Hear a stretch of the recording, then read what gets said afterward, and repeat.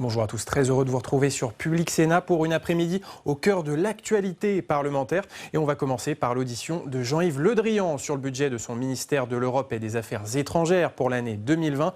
Un budget en hausse de 3% qui passe la barre des 5 milliards d'euros. La moitié de ce budget est consacrée à l'aide française au développement qui est notamment tournée vers l'Afrique. Je vous laisse écouter l'audition de Jean-Yves Le Drian.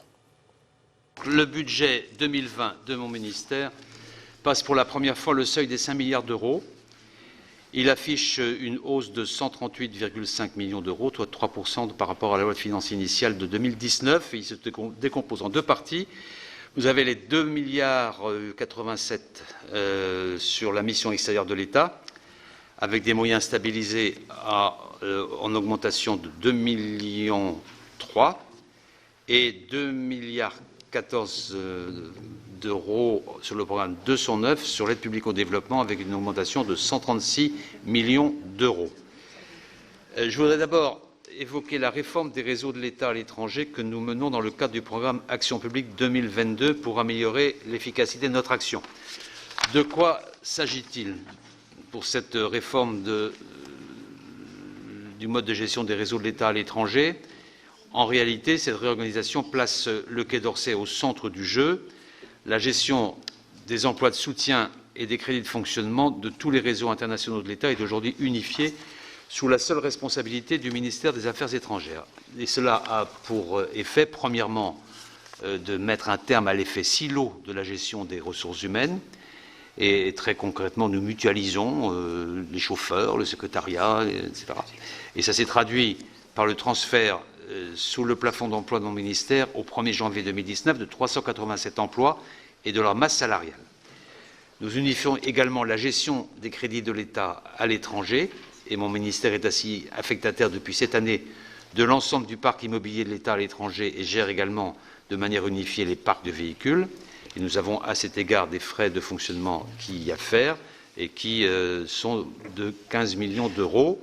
Et cette réorganisation renforce bien sûr la cohérence de l'action interministérielle de nos ambassadrices et de nos ambassadeurs et nous aide également à maîtriser l'évolution de notre budget. Et mon ministère a travaillé avec sérieux et loyauté pour dégager les économies prévues dans le cadre de cette réforme.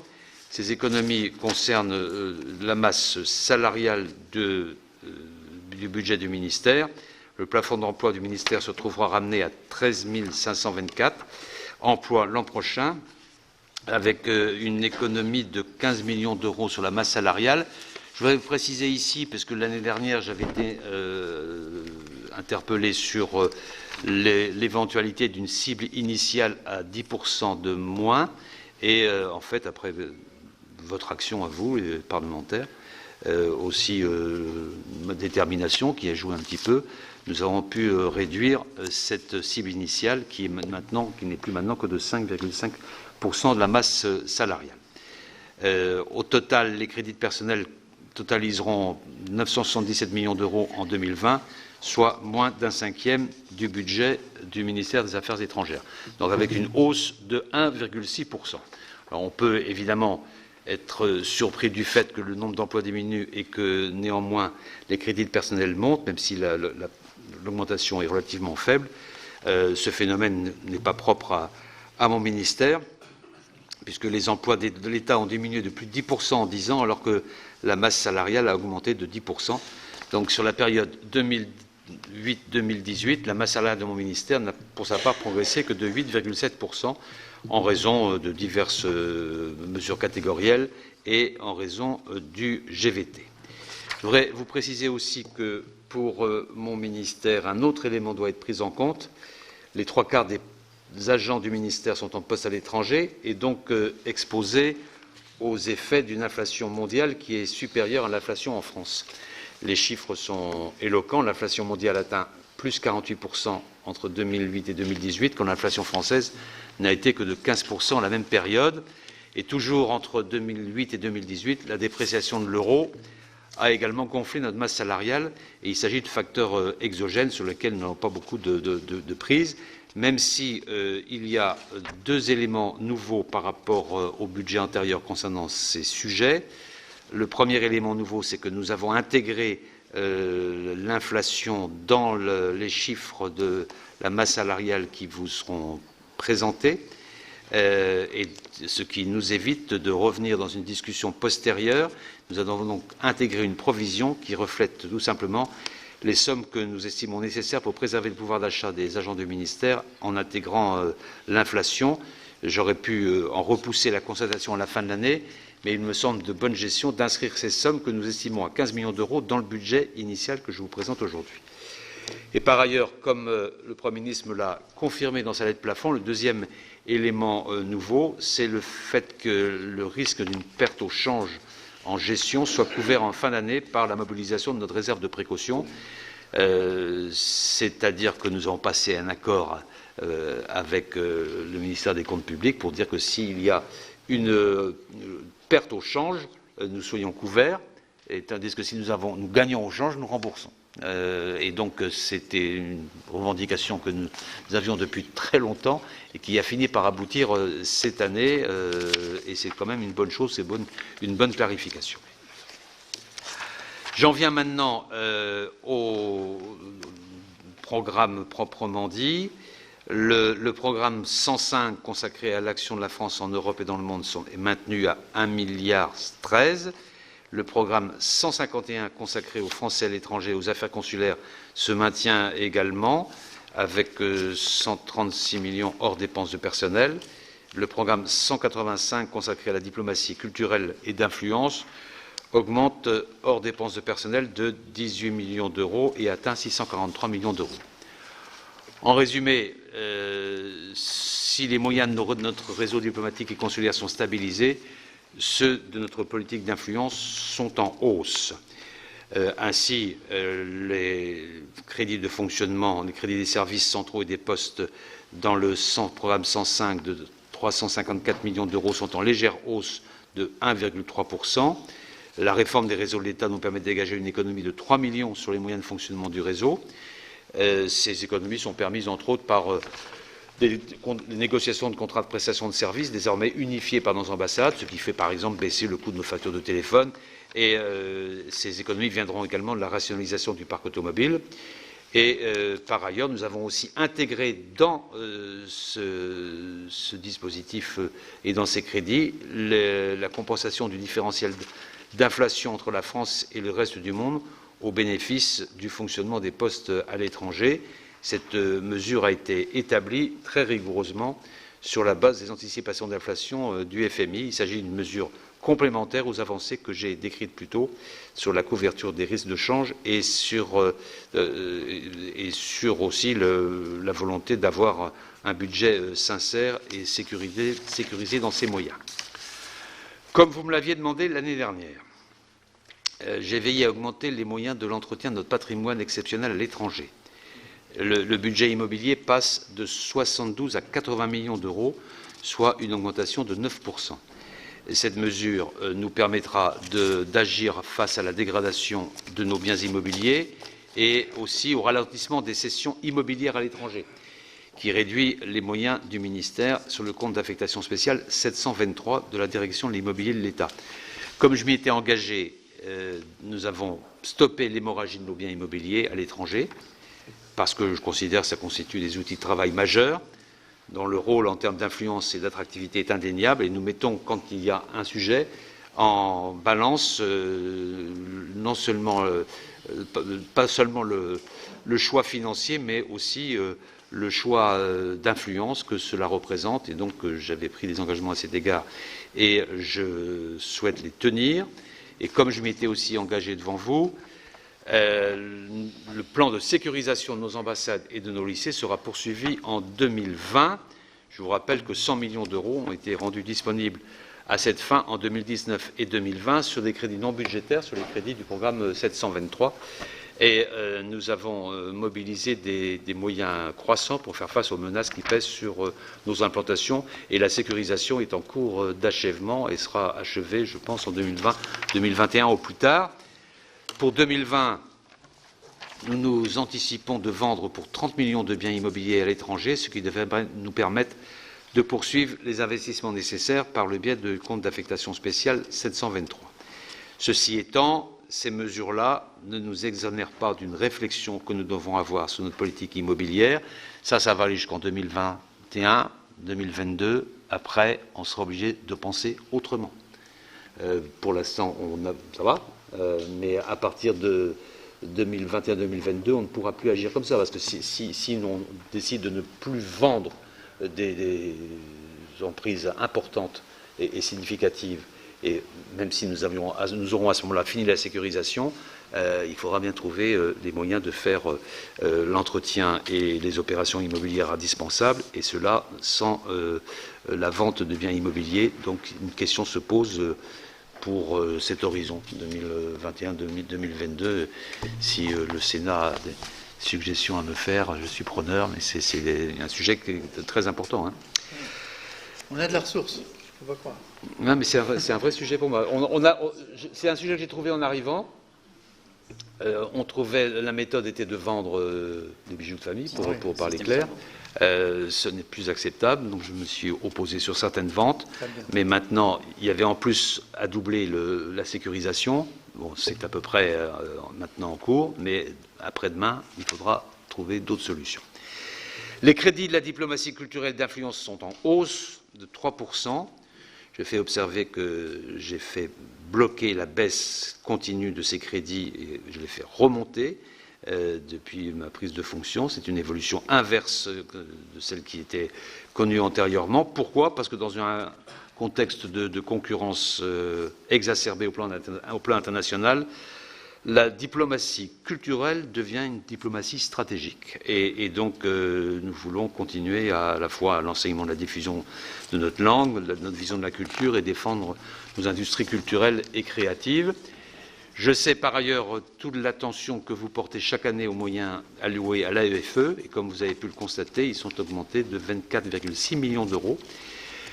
Notre subvention à l'opérateur atteindra ainsi 408 millions d'euros. J'ai présenté, c'est une nouveauté, hein, je vous rappelle que j'avais dû subir des 33 millions d'euros de réduction en 2017. Je n'étais pas satisfait, vous non plus.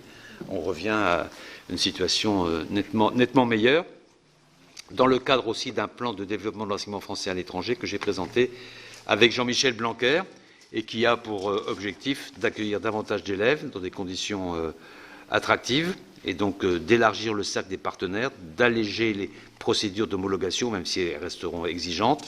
Cela permettra aussi d'avoir 1000 titulaires supplémentaires qui vont être rapidement détachés et de mobiliser des ressources locales qui seront aussi mobilisées. Cette annonce a été faite par Jean-Michel Blanquer et moi-même il y a quelques jours, et elle va être mise en œuvre sur un plan qui doit aboutir, selon les vœux du président de la République, à doubler le nombre d'élèves dans les établissements français d'ici 2030. Donc c'est un enjeu considérable, mais nous sommes en train de nous y atteler. Le montant des bourses au bénéfice des étudiants étrangers sera maintenu au même niveau que l'an passé, et nous consacrerons les 2 tiers des crédits du programme 105 aux contributions européennes et internationales.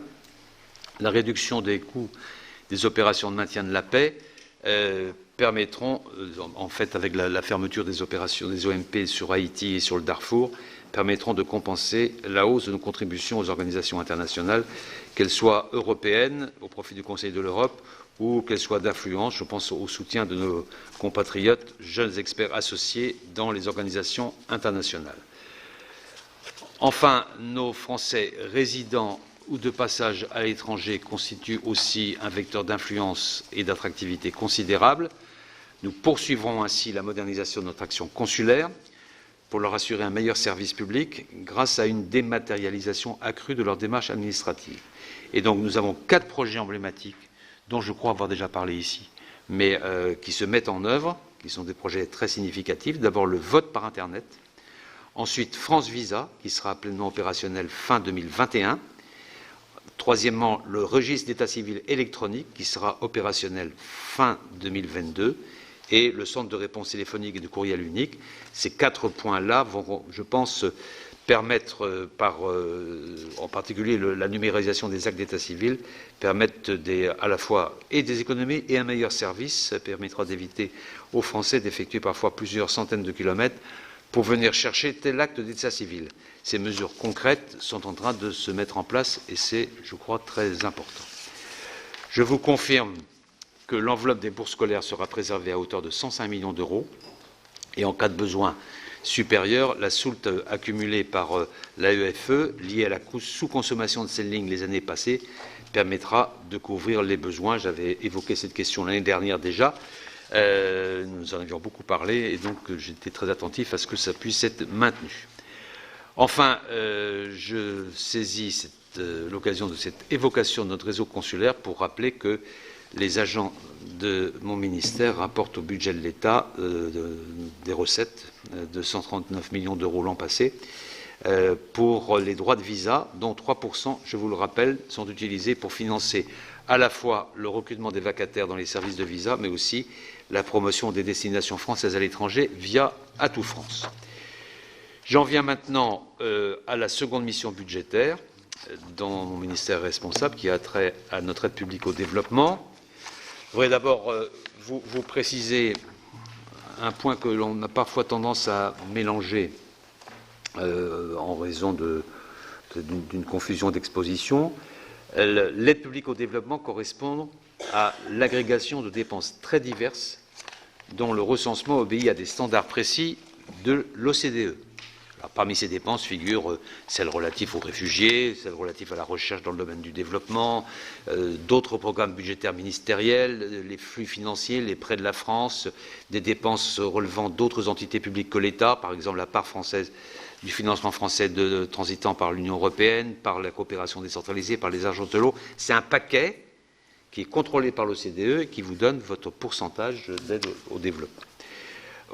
Et au sein de cette mission, la mission budgétaire dont je parle, le programme 209, correspond pour les 110 et 209, correspond pour un tiers environ du total. Cette mission est elle-même composée de deux programmes. Le programme 110, aide économique et financière au développement, qui est géré par le ministère de l'économie et des finances, de 4,48 milliards d'euros en AP et de 1,14 milliard en CP, et le programme 209, Solidarité des pays en développement, qui est sous ma responsabilité. Hors dépenses de personnel, le programme 209 représente 2,68 milliards d'euros en AP et 1,98 milliard d'euros en CP, soit plus de 50% de notre budget. Il s'agit d'une hausse de 128 millions d'euros en comparaison avec 2019 en CP, plus 7%. Cette progression nous permettra de poursuivre une trajectoire ascendante de l'APD dans la perspective d'y consacrer 0,55% de notre richesse nationale d'ici 2022, conformément à l'engagement du Président de la République, rappelé encore en fin août lors de la conférence des ambassadeurs. Nous avons déjà redressé notre trajectoire, qui avait atteint son niveau le plus bas en 2016, avec 8,6 milliards d'euros, et en 2018, dernière année dont les chiffres sont connus par le CDE, nous avons réalisé 10,3 milliards d'euros, soit 0,43.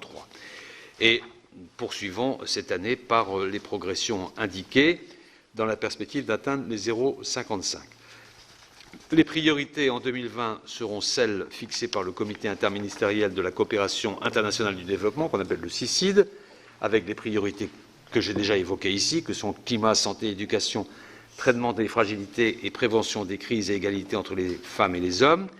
Les priorités de 2020, ce seront aussi les mêmes choix géographiques qu'antérieurement, en particulier l'Afrique, qui compte 19 pays prioritaires, et en particulier les pays en crise.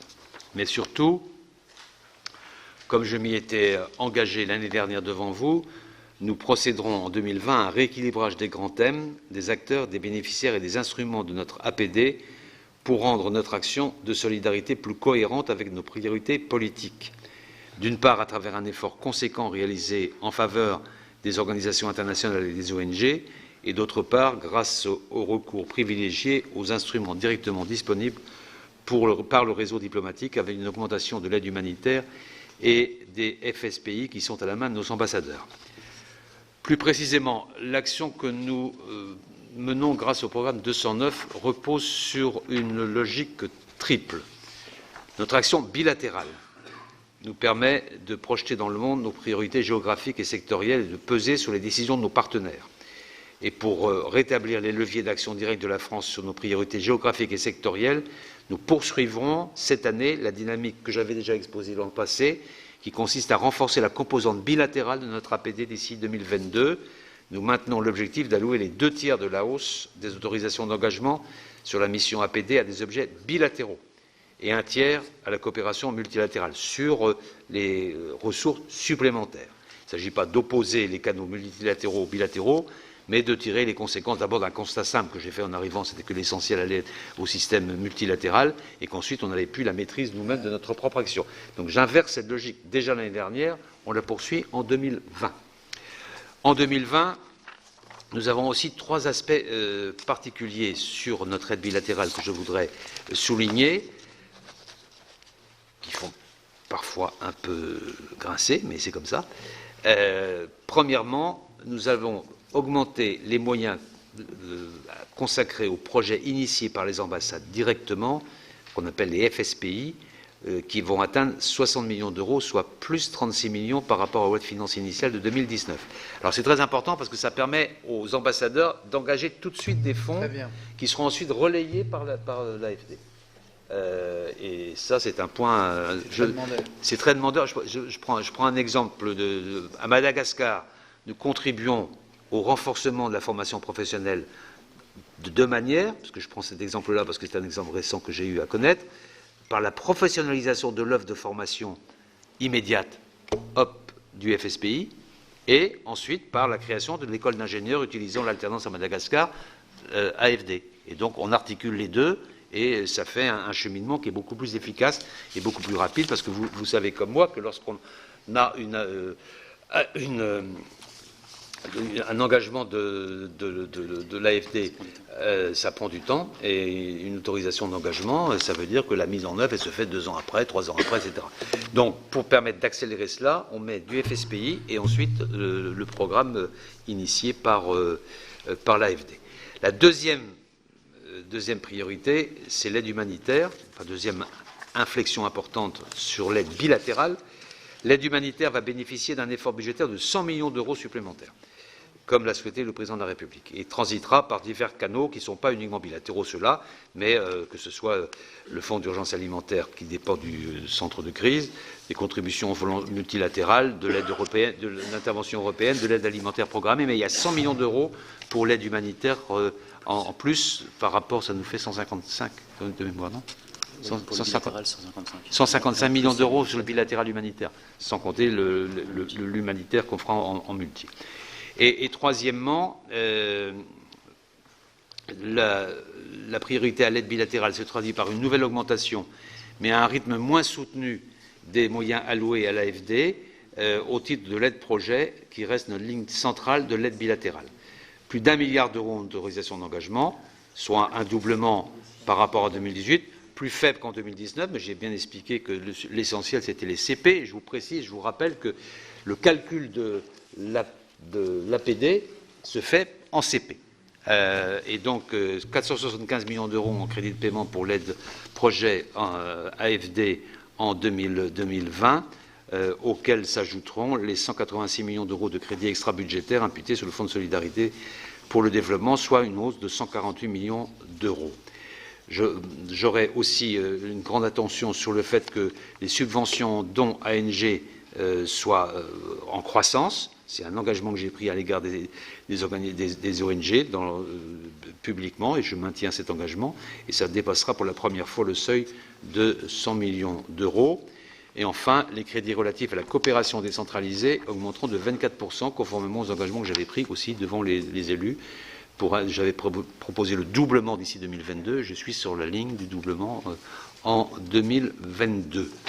Ce qui permettra en particulier de faire en sorte que l'action des collectivités se mobilise, en particulier dans la zone Sahel où elles sont particulièrement engagées. Je voudrais préciser aussi que le rapprochement AFD Expertise France sera inscrit dans le projet de loi de programmation sur le développement qui en précisera les modalités, mais c'est en cours.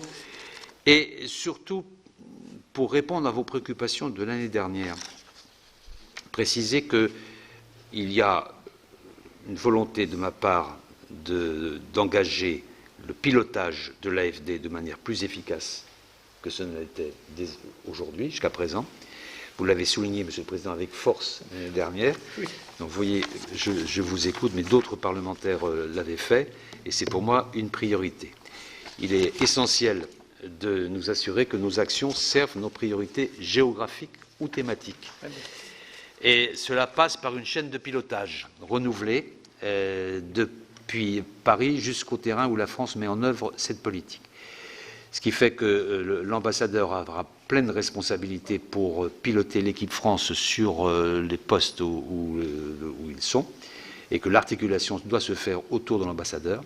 Il n'y a pas l'ambassadeur et l'AFD, il y a l'ambassadeur dont l'AFD. Et par ailleurs, nous allons... Bien. Non, mais je le dirai publiquement, je ne dis pas ça. Bien. C'est public, c'est public. Il y en a qui regardent. Oui, bon. Mais c'est un vrai sujet. Et par ailleurs, je vais mettre en place, ça va se passer dans les jours qui viennent, un comité de pilotage sous mon autorité qui fera régulièrement le point sur notre politique de développement et l'activité de l'AFD pour que ce soit vraiment très clair dans la mise en œuvre. Voilà des mesures importantes qui viennent en partie de vos propres préoccupations, puisque vous m'avez souvent évoqué ces difficultés. Je continue en vous disant qu'en matière de développement, il y a aussi la logique multilatérale. Nous sommes tout à fait mobilisés pour renforcer le multilatéralisme. Vous savez que c'est politiquement un de mes thèmes de référence. Et nous avons donc un soutien aux organisations internationales en 2020 de 292 millions d'euros en crédit de paiement, soit 97 millions de plus que l'an passé. Et il en va de la crédibilité internationale de la France. Cela porte sur le soutien aux agences des Nations Unies, en particulier celles qui sont engagées dans l'action humanitaire, renforcement des financements du Haut Commissariat aux réfugiés, de l'Organisation internationale pour l'immigration, et aussi nous poursuivons nos efforts en faveur de l'éducation en augmentant notre contribution à l'UNESCO, et nous augmentons aussi notre appui à la nouvelle Académie de l'Organisation mondiale de la santé, qui a été lancée à Lyon lors de la mobilisation pour le Fonds mondial contre le sida, et l'ambition est d'accueillir les professionnels mondiaux de la santé sur notre territoire à Lyon. Je pense qu'il faut qu'on infléchisse encore, je le dis là parce que la rencontre de Lyon avait été quand même très stimulante, il faut que nous ayons une diplomatie de développement de la santé. La France avait dans le passé beaucoup de références à ce sujet, on en a perdu, on en a retrouvé par le Fonds mondial, mais je pense que nous avons une logique et une compétence pour renforcer notre action diplomatique dans ce domaine et notre action de soutien et notre action de développement, et ce sera pour moi un thème majeur dans les mois à venir. Enfin, dans le cadre de l'enveloppe consacrée aux autres contributions volontaires, hors Nations Unies, ça concerne des engagements pris dans différents forums. Je pense au Partenariat mondial pour l'éducation, je pense à la conférence de Pékin plus 25 et d'autres engagements que vous connaissez, dont je pourrais vous faire le déroulé complet. J'y intègre la francophonie avec une contribution qui demeure à un niveau élevé de près de 48 millions d'euros, qui permettra à la France de consolider son rôle dans ce domaine. Enfin, plusieurs de nos contributions multilatérales dans le domaine de la santé, de l'éducation et du climat resteront, comme les années précédentes, financées partiellement ou totalement par le Fonds de solidarité pour le développement, qui est, comme vous le savez, alimenté par les deux taxes affectées, la taxe sur les transactions financières et la taxe sur la solidarité des billets d'avion. Et ce sera en particulier le cas pour le Fonds vert pour le climat, dont la prochaine conférence de reconstitution se tient à Paris à la fin de cette semaine. Et puis l'augmentation du Fonds mondial pour le sida, contre le sida, la tuberculose et le paludisme, puisque vous savez que le président de la République avait souhaité atteindre le chiffre de 14 milliards d'euros. Il a été atteint. C'était un combat auquel notre diplomatie a largement participé et la France augmentera sa part de 20%. Enfin, nous participons aussi au Fonds européen de développement pour 842 millions d'euros. C'est un montant important, mais c'est aussi le fait que nous soyons deuxième contributeur du FED nous permet de vérifier que nos priorités soient bien prises en compte dans le futur cadre financier pluriannuel en particulier.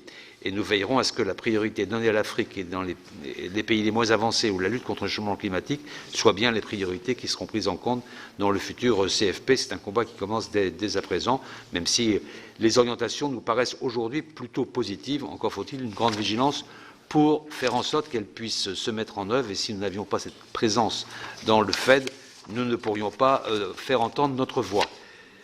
Eh bien, je l'ai fait en une demi-heure, Monsieur le Président. Merci, Monsieur le Ministre. Merci de nous avoir fait cette présentation. Globalement, je pense qu'il y aura des questions complémentaires, mais enfin bon, les chiffres sont quand même assez encourageants par rapport à l'an passé. C'était l'audition de Jean-Yves Le Drian sur le budget de son ministère de l'Europe et des Affaires étrangères. On va maintenant parler d'art, de vente aux enchères, de commissaires-priseurs, puisque le Sénat a adopté cette semaine une proposition de loi pour réformer la régulation du marché de l'art, qui est bouleversé notamment par les ventes d'art en ligne. Je vous laisse écouter les débats. Donc, dans la discussion générale de ce nouveau texte, la parole est à Madame Catherine Morin-Desailly, auteure de la proposition de loi. C'était un peu rapide.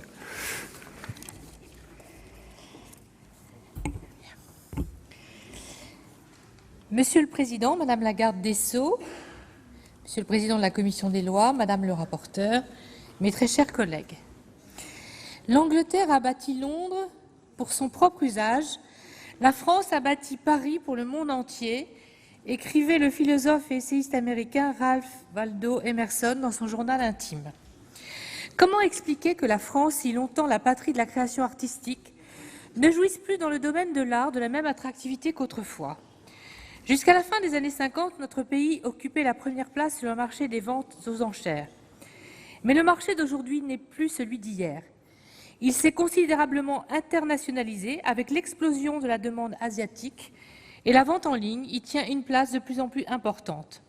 La France n'occupe plus désormais que la 4e place, loin, très loin derrière les États-Unis, la Chine et le Royaume-Uni, qui mènent désormais la danse dans les domaines les plus prisés, où les prix sont donc les plus élevés. Je vais évidemment parler de l'art contemporain, de l'art moderne et de l'impressionnisme. Les atouts dont nous disposons m'invitent malgré tout à croire que ce déclin n'est pas inéluctable et que Paris pourrait tout à fait retrouver la première place en Europe qu'elle a occupée par le passé. N'oublions pas que la France reste la première destination touristique au monde et qu'elle compte sur tout le territoire un patrimoine aussi riche que varié. N'oublions pas non plus que la France demeure championne dans un certain nombre de domaines tels que le design, les manuscrits ou les arts premiers. N'oublions pas enfin que nous disposons d'un maillage étroit de maisons de vente volontaires à travers tout le pays, dont la réputation n'est plus à faire, y compris auprès des clients étrangers. Toujours est-il que ces inquiétudes autour de la perte de compétitivité de la France nous avaient conduit, Philippe Bas et moi-même, à prendre l'initiative d'organiser dès mars 2018, deux tables rondes conjointes aux membres de la Commission des lois et de la Commission de la culture consacrées à l'attractivité du marché de l'art français. Ces travaux nous avaient permis d'identifier un certain nombre de blocages, dont certains d'ordre fiscal, mais aussi plusieurs rigidités administratives susceptibles de corseter le développement du marché de l'art en France. Si elle n'a aucune prétention à relancer à elle seule la compétitivité de la France dans le marché de l'art, ma proposition de loi, très largement co-signée, et je remercie les collègues qui m'ont fait confiance, a été déposée en février dernier. Elle s'inscrit dans la suite logique de ces travaux. Elle vise à moderniser la régulation de ce marché. Et je veux remercier tout particulièrement Philippe Bas, mon collègue, d'avoir demandé son inscription à l'ordre du jour de la Commission des lois, tout comme je remercie très chaleureusement Jacky de Remédy d'en être le rapporteur. Cette proposition fait également écho à plusieurs des conclusions, Madame la garde des Sceaux, du rapport très approfondi d'Henriette Chaubon et Édouard Delamaze que vous avez pris l'initiative de leur commander quelques mois après les travaux conduits par le Sénat en juillet 2018, si je me trompe. Pour permettre à la France de retrouver sa place de leader en Europe, il faut que nos maisons aient la capacité de proposer à la vente des objets de valeur venus de France et des autres pays européens, ce qui suppose que nous disposions d'un système qui soit à la fois dynamique et qui inspire confiance. C'est ce qui justifie ma proposition de réforme du Conseil des ventes volontaires. Il ne serait pas souhaitable, à mon sens, de déréguler totalement la profession. Gardons à l'esprit que, contrairement à d'autres pays comme le Royaume-Uni, le secteur des ventes volontaires ne se limite pas à Paris, même si c'est généralement dans la capitale que sont généralement vendues les œuvres de plus grande valeur. Il ne faudrait pas que nous perdions ce maillage territorial si précieux. Le maintien d'une instance de régulation est donc indispensable pour 3 motifs. Premièrement, éviter que la concentration du secteur déjà forte ne s'accroisse encore davantage. Deuxièmement, garantir le maintien sur l'ensemble du territoire de maisons de vente utiles au tissu économique, social et culturel local. Troisièmement, veiller au bon fonctionnement de ce marché particulièrement exposé aux risques de blanchiment et de trafic illicite. Pour autant, je crois que le fonctionnement du Conseil des ventes volontaires n'est plus adapté aux réalités du marché de l'art. Il doit donc être modernisé. D'où mes différentes propositions. Tout d'abord, rebaptiser le Conseil des ventes volontaires en Conseil des maisons de vente pour en faciliter l'identification. Ensuite, réviser la composition du Conseil pour attribuer aux représentants des professionnels la majorité des sièges tout en assurant la représentation du maillage territorial et des autorités de régulation.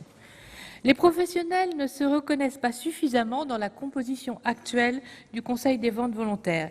Et je les comprends, alors même qu'ils sont à la base de son financement via leurs cotisations.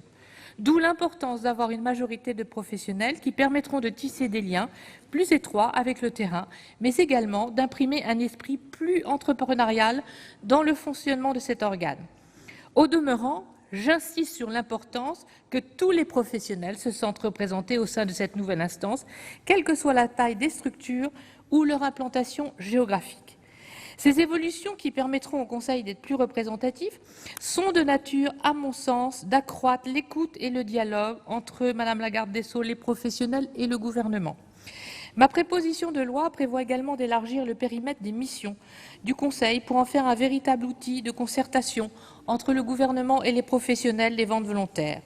Elle lui confie une fonction d'information et d'observation du secteur. Cette connaissance est un préalable indispensable pour imaginer ensuite les outils les plus adaptés pour faire face aux différentes mutations actuelles et qui sont loin d'être négligeables quand on voit l'importance prise par les ventes aux enchères en ligne. Dernier axe de ma proposition de loi, la question des sanctions disciplinaires, un sujet essentiel si l'on veut garantir la confiance dans le secteur.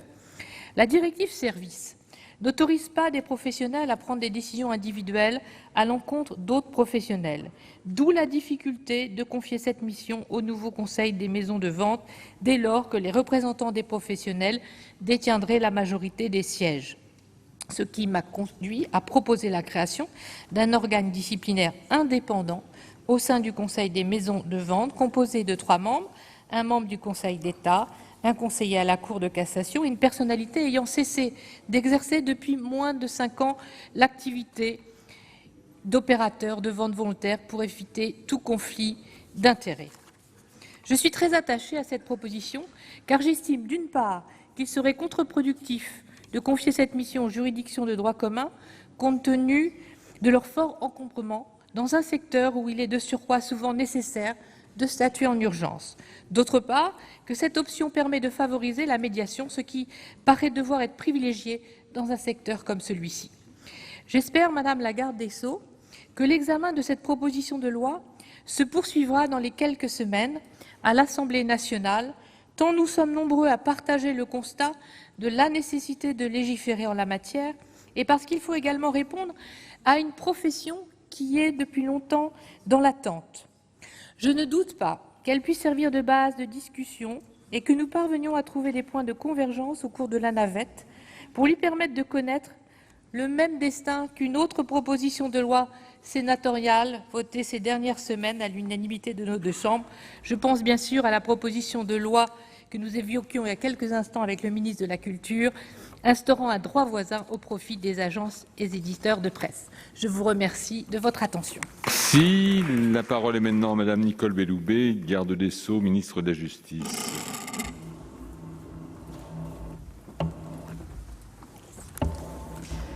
Monsieur le Président de la Commission des lois, Madame la rapporteure Jacky Deromedi, Mesdames les sénatrices, Messieurs les sénateurs, depuis plusieurs mois, la question du marché des ventes volontaires a suscité beaucoup d'attention de la part des parlementaires. Le texte dont vous allez débattre aujourd'hui, à l'initiative de Madame la Présidente Morin-Desailly, que je salue particulièrement, en témoigne, tout comme d'autres propositions également intéressantes qui ont été portées à l'Assemblée nationale. De son côté, le gouvernement et au premier chef mon ministère ont également été très attentifs à cette question en travaillant très étroitement avec les professionnels du secteur. Je me réjouis donc de l'examen aujourd'hui de ce texte dans votre hémicycle. Je m'en réjouis parce que vous vous saisissez, et Madame la Présidente et Madame la rapporteure l'ont dit, vous vous saisissez d'une question importante: comment renforcer l'attractivité et la compétitivité juridique du marché de l'art français. La France dispose d'atouts indéniables sur le marché de l'art.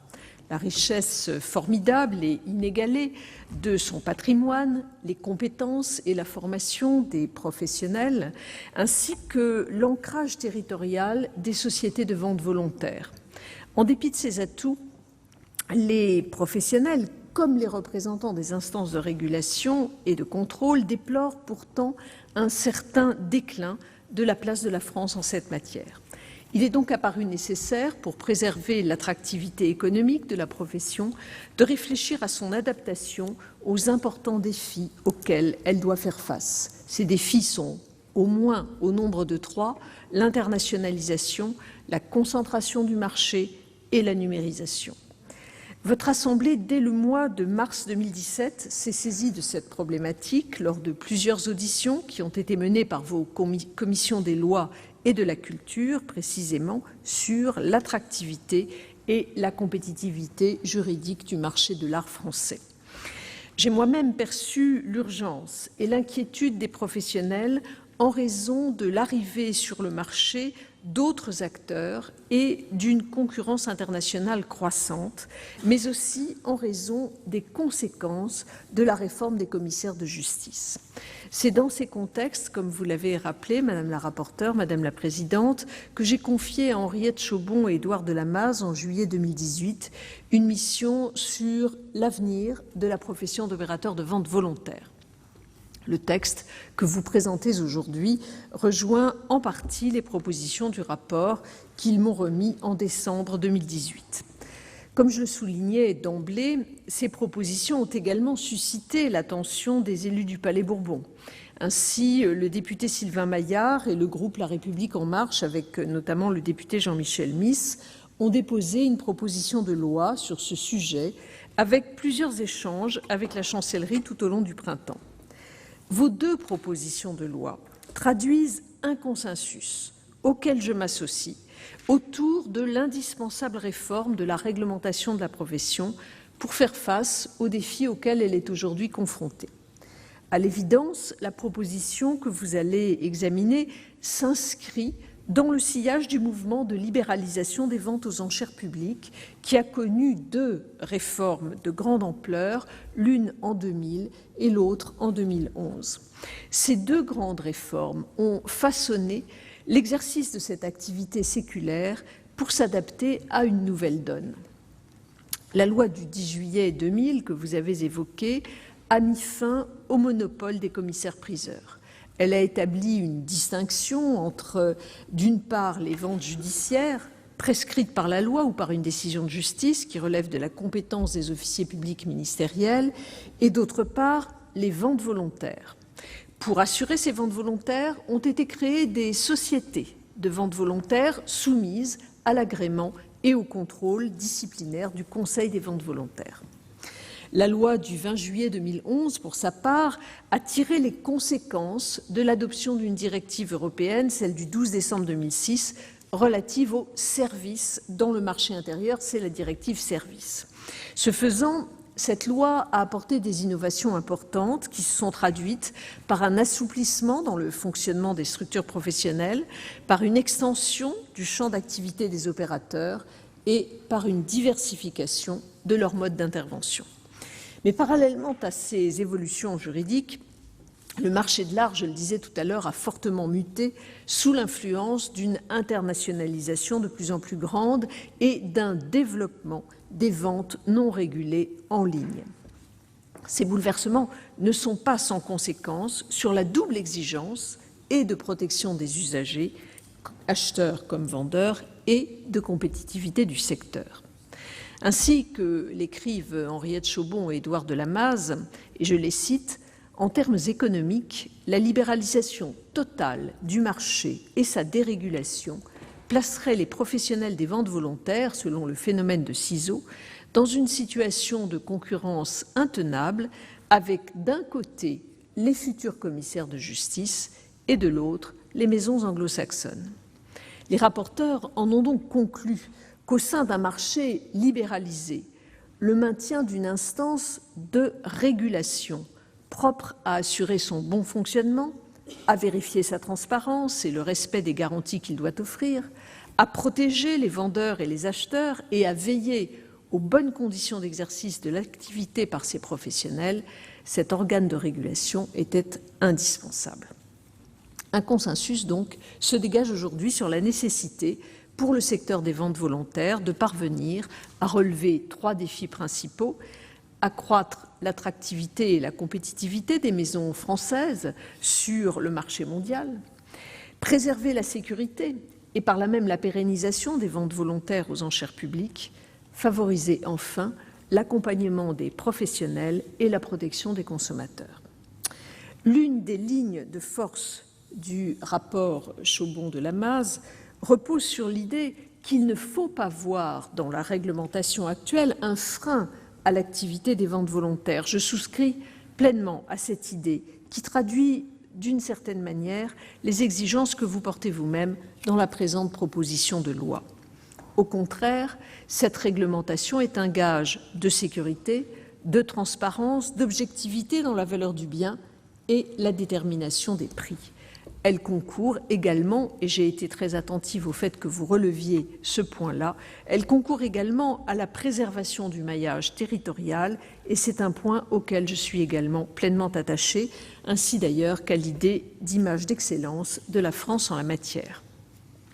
La présente proposition de loi poursuit donc le mouvement de réforme engagé par les textes précédents et concilie une plus grande liberté sur le marché des ventes volontaires avec le nécessaire maintien d'une régulation, gage de crédibilité et de probité dans un secteur qui impose une véritable attention et une très grande rigueur au regard des risques de fraude qui peuvent le traverser.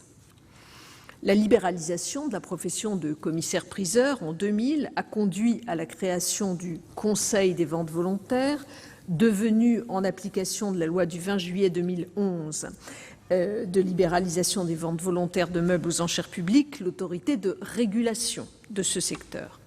Le rapport toujours de Madame Chaubon et de Maître de Lamaze relève que si le Conseil des ventes volontaires est parfois critiqué, notamment quant à sa composition, il permet néanmoins d'assurer la crédibilité et la confiance dans le marché des ventes volontaires.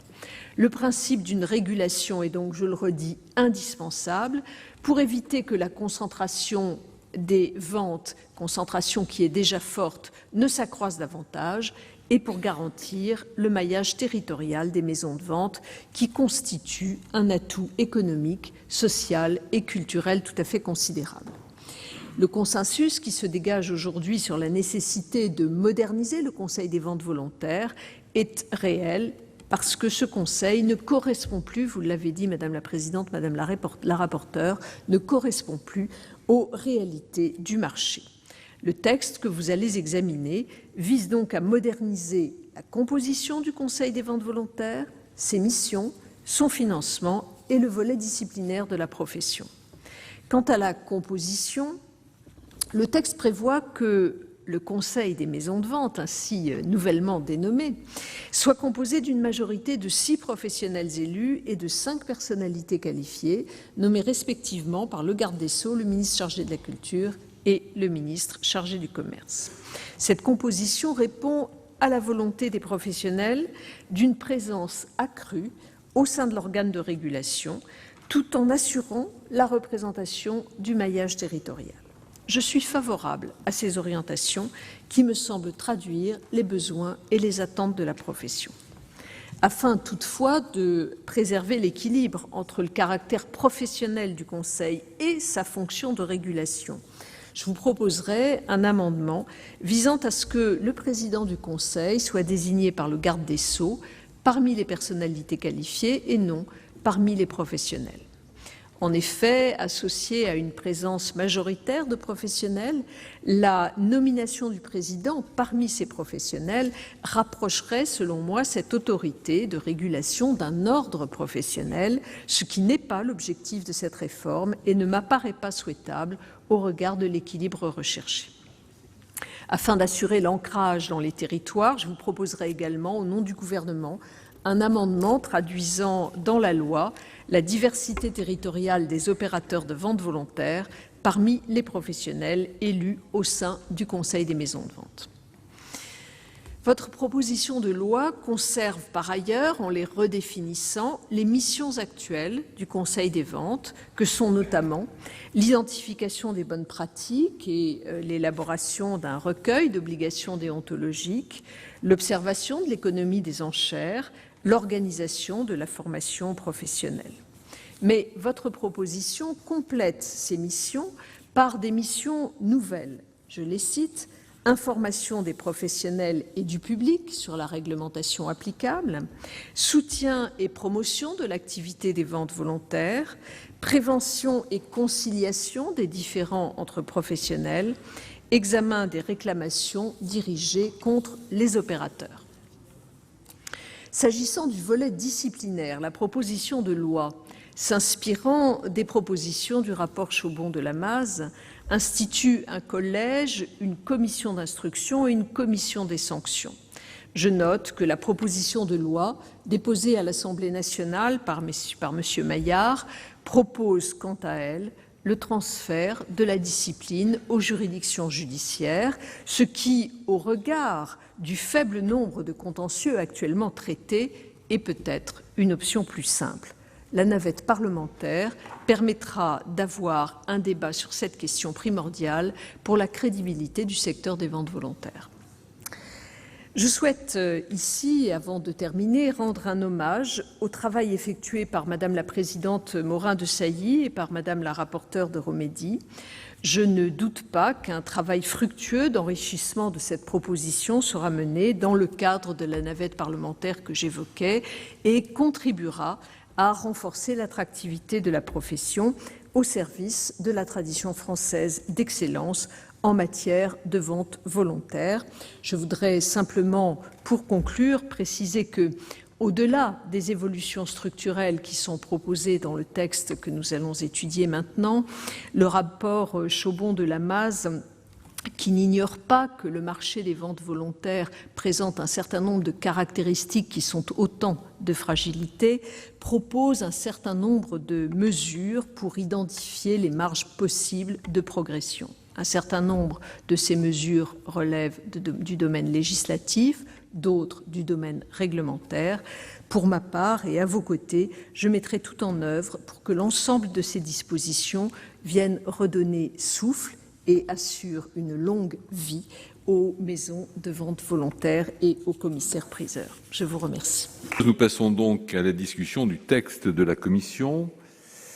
Avant l'article 1er, nous avons une proposition d'article additionnel. C'est l'amendement 9 rectifié présenté par Monsieur Jean-Pierre Sueur.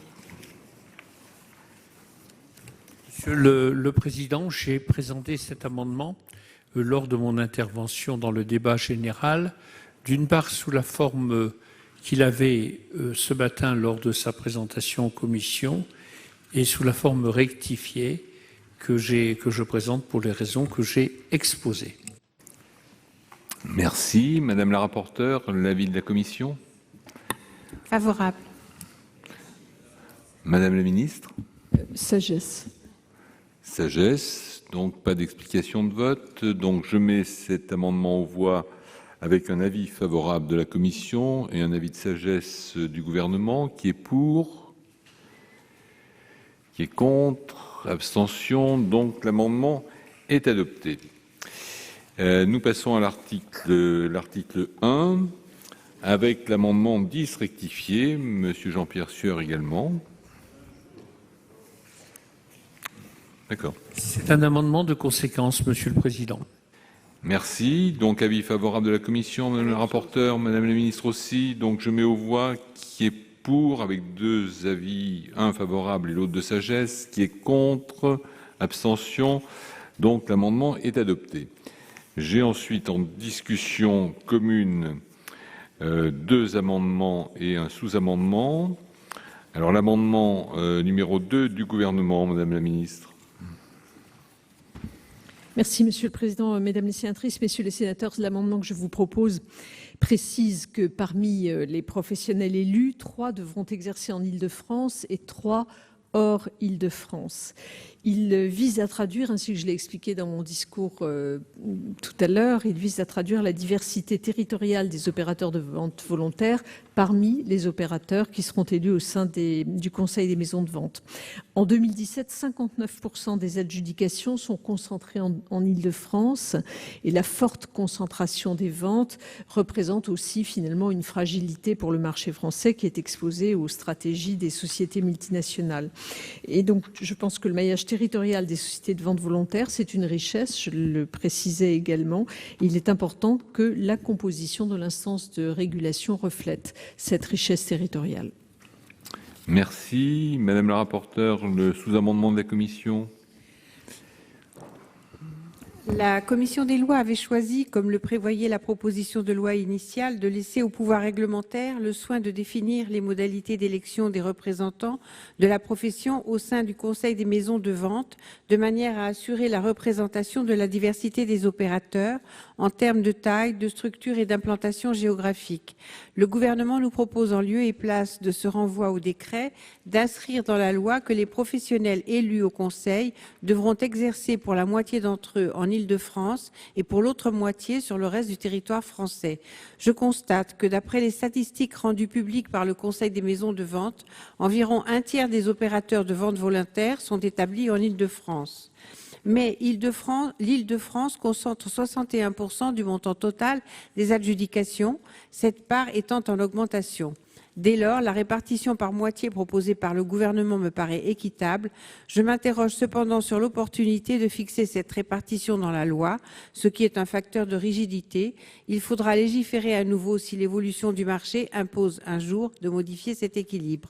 Malgré ces réserves, avis favorable, sous réserve de l'adoption du sous-amendement.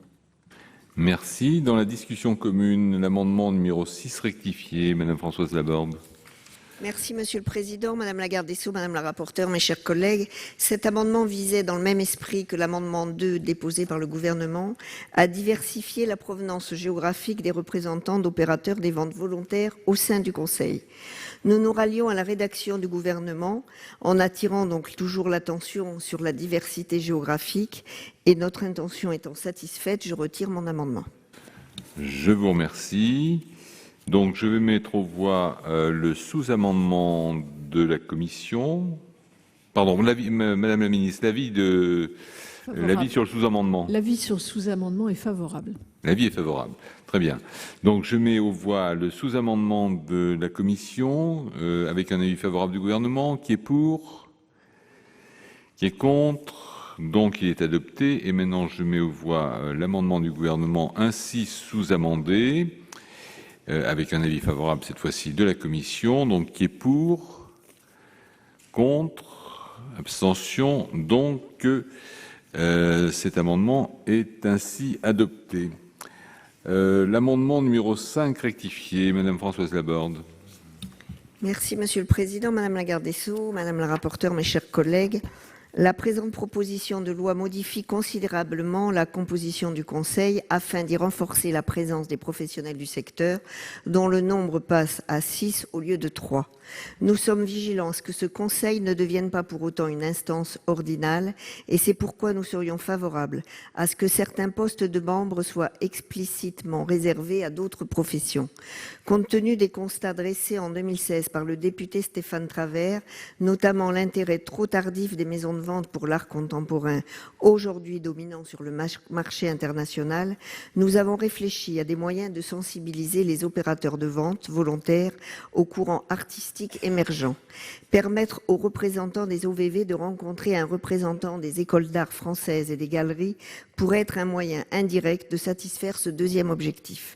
C'est pourquoi nous vous proposons cet amendement dont l'objet est, vous l'aurez compris, de réserver un poste de membre du Conseil à un représentant des écoles supérieures d'art françaises et un représentant des galeristes. Je vous remercie. Merci. Madame Jacky Dromédy, l'avis de la Commission.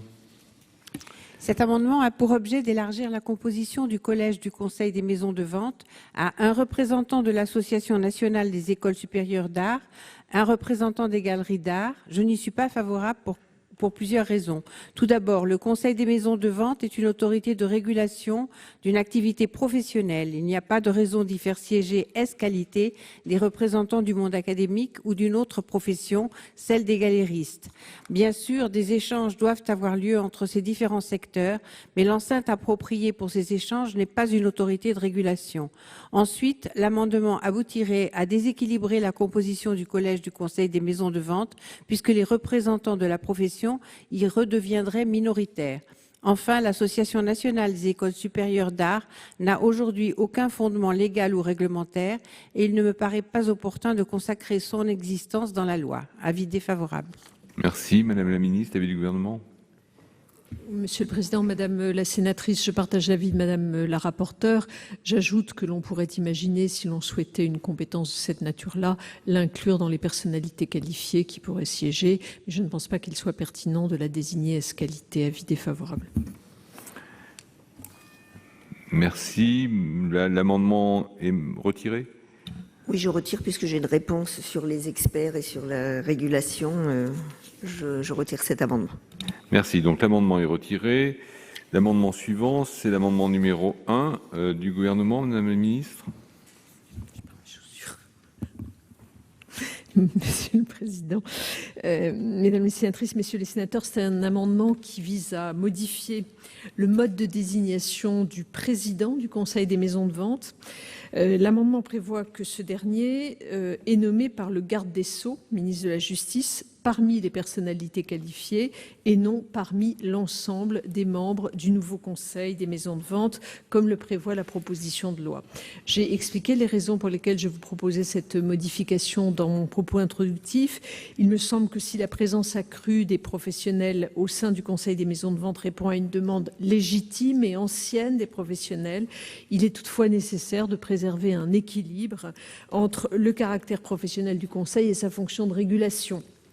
Et il m'apparaît en effet nécessaire d'éviter que la présence majoritaire des professionnels au sein du Conseil et des maisons de vente rapproche cette autorité d'un ordre professionnel alors que nous voulons en faire une autorité de régulation. Et donc il me semble à ce titre que le choix du président du Conseil parmi les personnalités qualifiées est plus judicieux et mieux adapté à ce que nous voulons faire de cette instance. Merci. Madame la rapporteure, l'avis de la Commission. Cet amendement prévoit que le président du Conseil des maisons de vente soit choisi parmi les non-professionnels qui siègent au sein du collège. Le gouvernement fait valoir que le rééquilibrage de la composition du collège où les professionnels deviendraient majoritaires justifie, eu égard à la mission de régulation du Conseil, que son président soit choisi parmi les non-professionnels. C'est un argument que nous pouvons entendre. Néanmoins, il serait également souhaitable que le président du Conseil des maisons de vente ait lui-même l'expérience des ventes aux enchères. Cela ne peut que faciliter l'exercice de sa mission. Madame la garde des Sceaux, je vous propose une solution de compromis. La proposition de loi, dans sa rédaction actuelle, prévoit que le président du Conseil soit nommé sur proposition du Collège. Pourquoi ne pas se contenter de supprimer ce pouvoir de proposition? Dès lors, vous et vos successeurs seriez entièrement libres de choisir le président parmi les membres du Collège, qu'il s'agisse des représentants élus de la profession ou des personnalités qualifiées nommées par arrêté ministériel. La Commission donnerait un avis favorable à cette rédaction. À défaut, nous préférons que le débat se poursuive au cours de la navette. Merci. Oui, Madame la Ministre, oui. Non. D'accord. Donc, sur cet amendement, donc c'est un avis défavorable. C'est un avis défavorable si l'amendement n'est pas rectifié. Madame la Ministre. Je vous remercie, Madame la rapporteure, de la manière dont vous avez présenté à la fois l'intérêt de mon propre amendement, mais également la solution de modification que vous proposez. Comme je l'ai expliqué tout à l'heure, je comprends très bien l'évolution que vous faites, puisque vous enlevez le fait que la nomination par le garde des Sceaux, enfin, vous souhaiteriez me proposer que la nomination par le garde des Sceaux se fasse indépendamment de toute proposition du collège.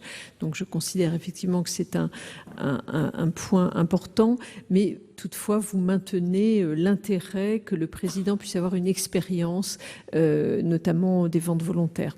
Je vous le redis, et en comprenant parfaitement votre position, je ne pense pas que cette solution-là soit la meilleure. Elle ne me semble pas la meilleure, puisque moi je considère que le président doit pouvoir être à distance, finalement, de ce qui est le quotidien de ces praticiens, et qu'il ne faut pas aller vers ce qui pourrait entraîner une confusion avec un ordre professionnel.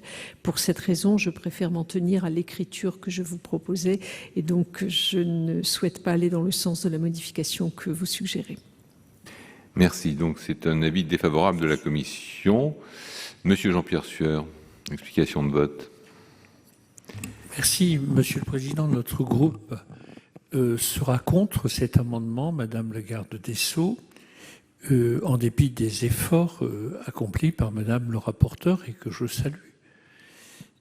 En effet, je trouve que votre vision est quelque peu passéiste par rapport à cette organisation, Madame le garde des Sceaux, et venant de vous, cela m'étonne quelque peu. Je voulais signaler, mais c'est évident, que ce que vous proposez peut se traduire par un blocage institutionnel. Si le président du Conseil de la maison de vente nommé par le garde des Sceaux n'est pas en phase avec les professionnels qui seront désormais majoritaires au sein du collège, il y aura bien sûr un problème.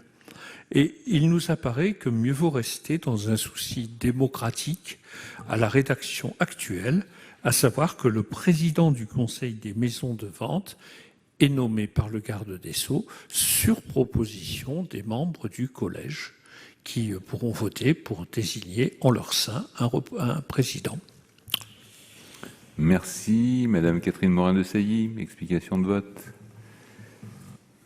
Oui, je remercie mon collègue d'apporter quelques éclaircissements. Finalement, la proposition que j'avais initialement formulée dans la proposition de loi, je dois dire que je m'étais aussi inspirée de cet excellent rapport, qui est le rapport de M. Delamaze et de Mme Chaubron, qui pointait du doigt le fait qu'en effet, il n'y avait pas de raison a priori d'exclure quelques membres que ce soit comme pouvant être potentiellement désignés comme président du Conseil des ventes. Bon, bien entendu, Madame la garde des Sceaux, la navette sera aussi l'occasion d'approfondir le dialogue, la réflexion sur ce sujet, mais en effet, nous voulons comment dirais-je, avancer vers la modernisation de la régulation. C'est bien le titre de la proposition de loi, et le mode de désignation aussi de l'autorité fait partie des réflexions engagées.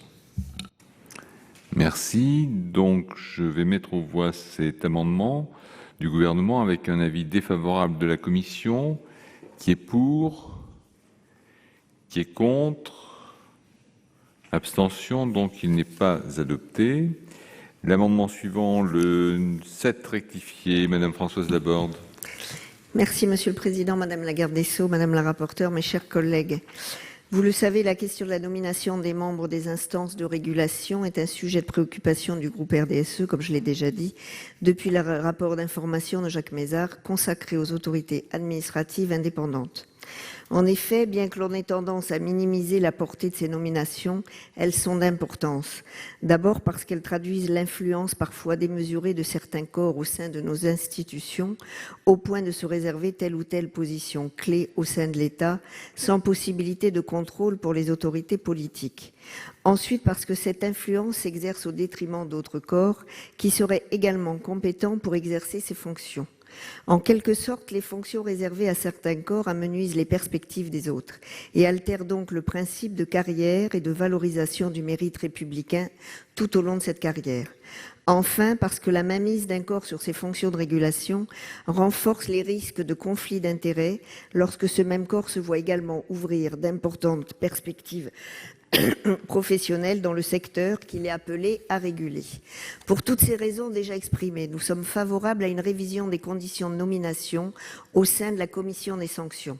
Nous souhaitons que celle-ci soit ouverte aux magistrats de l'ordre administratif et judiciaire exerçant dans les juridictions de premier et second degré. Se pose également la question de l'autorité chargée de proposer les candidats à ces fonctions, alors que dans la rédaction, l'autorité de nomination est liée par cette proposition. La rédaction proposée n'est donc pas satisfaisante puisque dans les deux ordres, elle confie ce pouvoir à une seule personne, lui conférant des prérogatives démesurées. Nous serions donc favorables à ce que cette mission revienne dans un cas au Conseil supérieur des tribunaux administratifs et des cours administratives d'appel, présidé par le vice-président du Conseil d'État, et dans l'ordre judiciaire, à ce que cette proposition soit formulée par le Conseil supérieur de la magistrature, ce par souci d'équité entre les membres de ces différents corps et par souci d'indépendance de la commission des sanctions. Je vous remercie. Merci. Madame la rapporteure, l'avis de la commission ? Cet amendement prévoit de modifier la composition de la commission des sanctions du Conseil des maisons de vente.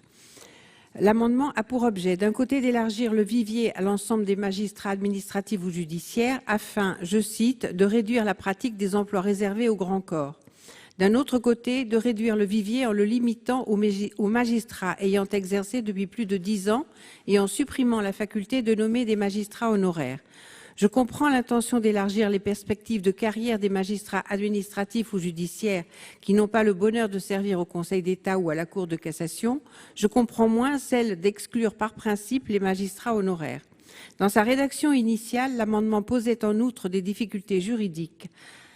Par souci de consensus, la commission des lois avait donné un avis favorable à l'amendement, sous réserve qu'il soit rectifié pour ne retenir que l'élargissement du vivier des personnes proposables.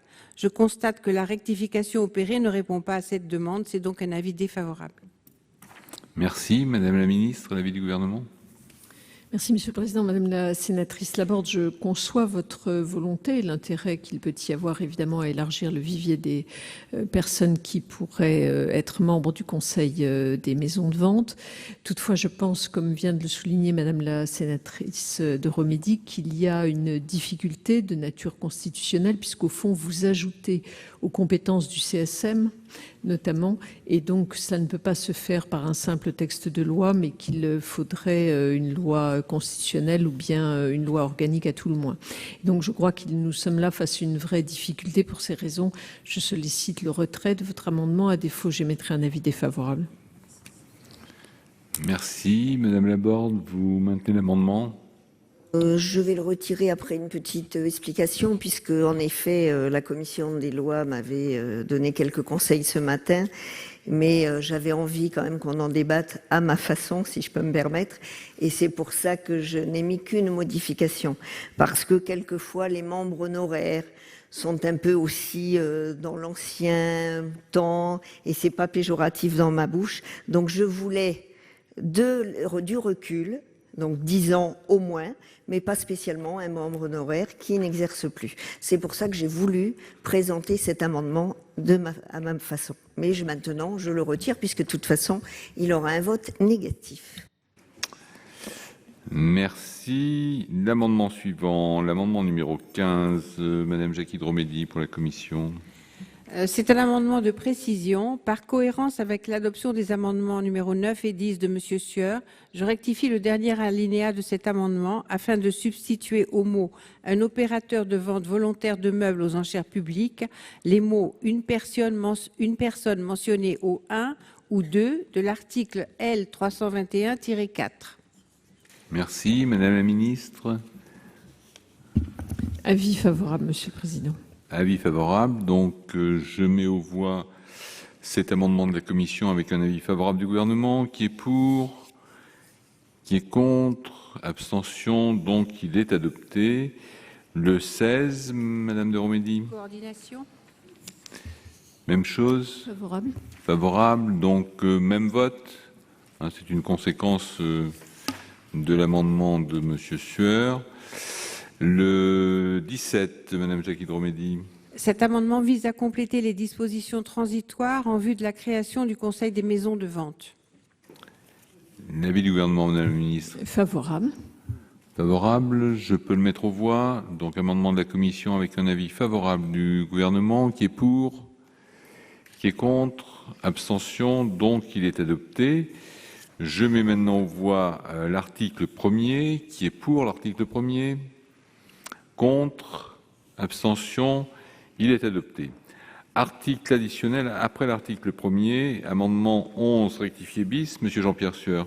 Merci Monsieur le Président, Madame la Ministre, mes chers collègues. Il s'agit d'appliquer la recommandation numéro 5 de l'excellent rapport déjà cité de Madame Chaubon et de Monsieur Delamaz, qui propose donc dans cette recommandation de permettre aux maisons de vente d'élargir leurs compétences aux inventaires successoraux facultatifs, c'est-à-dire aux inventaires fiscaux. Merci. L'avis de la Commission, Madame la rapporteure. Cet amendement a pour objet d'habiliter les opérateurs de vente volontaires à réaliser les inventaires dits fiscaux. Comme vous le savez, la loi ou le règlement impose dans certains cas de réaliser l'inventaire d'une succession. Lorsque l'un des héritiers accepte la succession à concurrence de l'actif net, lorsque la succession est vacante, lorsque les scellés de succession sont levés alors que toutes les parties ne sont pas présentes ou représentées et qu'elles n'ont pas donné leur accord pour une levée sans inventaire. En dehors de ces hypothèses, la réalisation d'un inventaire successoral est facultatif. Il est alors réalisé dans les conditions et dans les formes prévues par les articles 13, 29 et les suivants du Code de procédure civile. Un inventaire peut ainsi être réalisé pour échapper à l'évaluation forfaitaire des meubles meublants prévue à l'article 764 du Code général des impôts. En commission, M. Sueur a proposé de rendre les opérateurs de vente volontaires compétents pour réaliser l'ensemble des inventaires successoraux. Je m'y étais opposée. En revanche, pour ce qui est des inventaires facultatifs, notamment lorsqu'ils sont établis à des fins fiscales, il est envisageable qu'ils puissent être réalisés par des opérateurs de vente volontaires. Le ministère de l'Économie et des Finances m'a fait savoir qu'il n'y était pas opposé. Le plus satisfaisant pour la cohérence du droit serait que le gouvernement étende par décret aux opérateurs de vente volontaire la faculté de réaliser l'ensemble des inventaires successoraux facultatifs en modifiant à cet effet le Code de procédure civile, que l'article 764 du Code général des impôts soit ensuite modifié pour renvoyer aux formes prescrites par les inventaires obligatoires ou facultatifs. L'amendement de M. Sueur se concentre sur la procédure applicable en matière fiscale. En attendant d'en savoir plus sur les intentions du gouvernement, je donne un avis de sagesse. Merci. Madame la Ministre, l'avis du Gouvernement. Merci, Monsieur le Président. C'est effectivement un avis très favorable que je donne à l'amendement proposé par Monsieur Jean-Pierre Sueur. Je crois que cet élargissement de compétences est tout à fait bienvenu.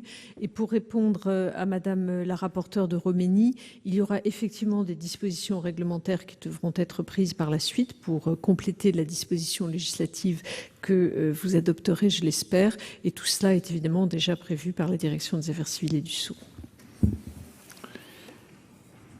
Merci. Donc, je vais mettre cet amendement aux voix. Donc, avec un avis, Madame la rapporteure, un avis de sagesse, un avis de sagesse de la Commission, un avis favorable du Gouvernement. Qui est pour? Qui est contre? Abstention. Donc, l'amendement est adopté. L'article 2, amendement numéro 3 du gouvernement, Madame la Ministre. Cet amendement, Monsieur le Président, modifie la date d'entrée en vigueur de la modification du titre de commissaire-priseur des ventes volontaires par celui de commissaire-priseur. C'est des suggestions qui avaient été faites précédemment. Dans le cadre de la réforme des commissaires de justice, les commissaires-priseurs judiciaires pourront utiliser leur titre jusqu'au 1er juillet 2026, date de la suppression de la profession. Et donc, afin d'éviter toute confusion entre le titre de commissaire-priseur et de commissaire-priseur judiciaire, il me semble préférable de faire coïncider les deux dates d'entrée en vigueur au 1er juillet 2026. Merci. Madame la rapporteure, l'avis de la commission ? Favorable. Donc, avis favorable de la commission. Donc, je mets aux voix cet amendement du gouvernement avec un avis favorable de la commission. Qui est pour ? Contre ? Abstention. Donc, il est adopté. Je mets aux voix l'article 2. Qui est pour l'article 2 ? Contre ? Abstention. Il est adopté. Même vote pour l'article 3. Même vote pour l'article 4. Alors maintenant, l'article 5, l'amendement 12 rectifié bis, Monsieur Jean-Pierre Sueur. Monsieur le Président, c'est un amendement de conséquence, comme d'ailleurs l'amendement 14 rectifié bis. Madame la rapporteure. Favorable. Avis favorable. Madame la ministre. Sagesse. Avis favorable. Donc, je mets aux voix cet amendement avec deux avis favorables. Qui est pour ? Contre ? Abstention. Donc, il est adopté. Vous m'avez indiqué que... non, le 14, c'est pas le même. Alors, maintenant, nous avons l'amendement numéro 18 de la commission. Madame de Romédy. Coordination, précision. Madame la ministre. Favorable. Favorable. Donc, je le mets aux voix. Qui est pour ? Contre ? Abstention. Il est adopté. L'amendement 13 rectifié, Monsieur Jean-Pierre Sueur. Amendement de conséquence. Favorable. Favorable. Sagesse. Sagesse. Donc, je mets aux voix cet amendement avec un avis favorable de la commission, un avis de sagesse du gouvernement. Oui. Qui est pour ? Contre ? Abstention. Il est adopté. Voilà. Ah, je croyais qu'il voulait prendre la parole. Alors, je mets aux voix l'article 5, qui est pour l'article 5, contre, abstention, l'article 5 est adopté. L'article 6, amendement 14, rectifié bis, amendement de conséquence. Madame la rapporteure ? Favorable. Sagesse. Sagesse. Donc, je mets cet amendement aux voix avec un avis favorable de la commission, un avis de sagesse du gouvernement. Qui est pour ? Qui est contre ? Abstention. Il est adopté. Je mets aux voix l'article 6. Qui est pour l'article 6 ? Contre ? Abstention. Il est adopté. Même vote pour l'article 7. Même vote pour l'article 8. Alors, ensuite, article additionnel après l'article 8. En discussion commune, c'est un amendement et un sous-amendement. L'amendement numéro 4 du gouvernement, Madame la ministre. Merci, Monsieur le Président. C'est un amendement de transposition d'un texte européen. La Commission européenne a en effet adressé à la France le 20 juillet 2018 une mise en demeure, puis ensuite un avis motivé le 7 mars 2019 pour mauvaise transposition de la directive 2005/36 relative à la reconnaissance des qualifications professionnelles. C'est la directive qualification professionnelle. Cet avis motivé est la dernière étape avant une saisine de la Cour de justice de l'Union européenne. Parmi les griefs qui sont adressés à la France par la Commission européenne figure la non-transposition de l'accès partiel à la profession d'opérateur de vente volontaire de meubles aux enchères publiques. L'accès partiel est issu de la jurisprudence de la Cour de justice de l'Union. Il permet à un professionnel pleinement qualifié d'exercer une partie seulement des actes qui relèvent d'une profession à part entière en France. Cette faculté, elle est encadrée dans des conditions extrêmement strictes et par un examen au cas par cas des demandes qui pourraient être refusées pour un impérieux motif d'intérêt général. Cette transposition permettra donc au cas par cas et sous certaines conditions aux ressortissants des États membres de l'Union d'exercer en France une partie de l'activité d'opérateur de vente volontaire de meubles aux enchères publiques, par exemple la vente aux enchères automobiles ou bien d'art asiatique. Cet amendement vise ainsi à mettre notre législation en conformité avec la réglementation européenne et à éviter une saisine de la Cour de justice de l'Union. Merci. Donc j'ai un sous-amendement de la Commission, Madame Jackie de Romédy. C'est un avis favorable sous réserve de l'adoption du sous-amendement. Vous présentez le sous-amendement? Ah, il est rédactionnel. Donc, Madame la Ministre, sur le sous-amendement? Eh bien, je suis favorable au sous-amendement rédactionnel présenté par Madame la rapporteure. Très bien. Donc, je mets, s'il n'y a pas d'explication de vote, je mets aux voix le sous-amendement avec un avis de sous-amendement de la Commission avec un avis favorable du Gouvernement. Qui est pour? Contre? Abstention? Le sous-amendement est adopté. Je mets maintenant aux voix l'amendement du Gouvernement ainsi sous-amendé avec un avis favorable de la Commission. Qui est pour? Contre? Abstention? Je mets aux voix l'ensemble de la proposition de loi visant à moderniser la régulation du marché de l'art. Qui est pour? Qui est contre? Abstention? Je vous remercie. Donc, cette proposition de loi est adoptée. Le Sénat a donc adopté cette proposition de loi qui réforme la régulation du marché de l'art. La gouvernance des maisons de vente aux enchères va donc évoluer. C'est la fin de cette émission. Merci de l'avoir suivi. Vous pouvez revoir tous nos programmes sur notre site internet publicsénat.fr. Je vous souhaite une très bonne soirée sur Public Sénat.